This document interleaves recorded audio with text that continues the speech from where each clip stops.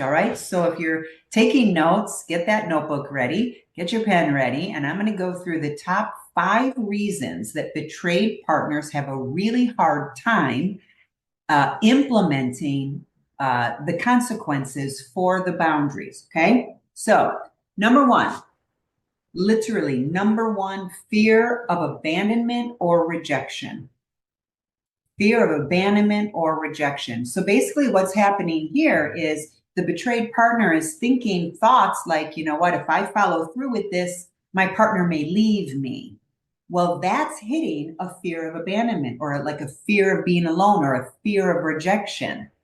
And you've heard me talk about RCT 100 times by now, I'm sure, right? But that's what root cause therapy does. It helps people get rid of these fears and beliefs that are limiting them, because that's what's happening here.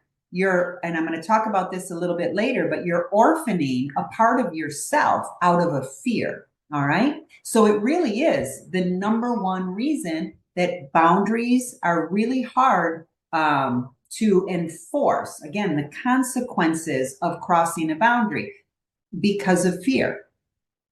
I talked before many times, the only way to build confidence in anything is to take a risk, but that risk will only happen if we get rid of a fear. All right. So if I want to become a really confident person, I have to take risks. Implementing strong boundaries, that's a risk. But if I'm carrying this fear of rejection or this fear of abandonment with me, my brain is going to go, no, don't do that. Don't enforce that consequence. The fear is greater than your need to have this boundary met.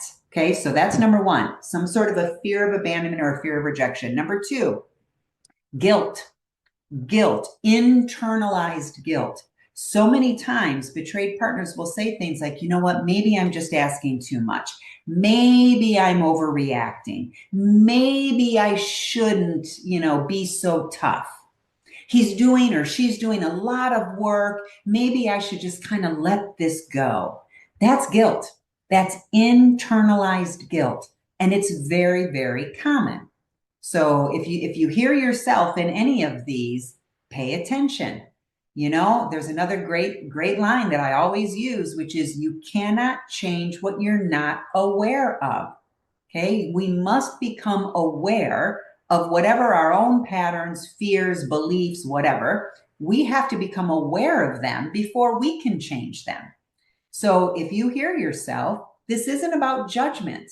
Okay. This is not about, oh my God, why have I been doing this? I shouldn't have felt guilty all these years. I shoulda, woulda, coulda, right? Don't do that to yourself. You're learning now. You're becoming aware now. And that's all you can do. Don't be angry that you didn't do this stuff before. Okay. So if you're carrying any of that guilt, maybe I'm too much. Maybe I shouldn't do that. Okay. Now you're aware of it. Now we can change it. Can't change what you're not aware of. So that was number two, guilt, some sort of internalized guilt. Number three, fear of conflict.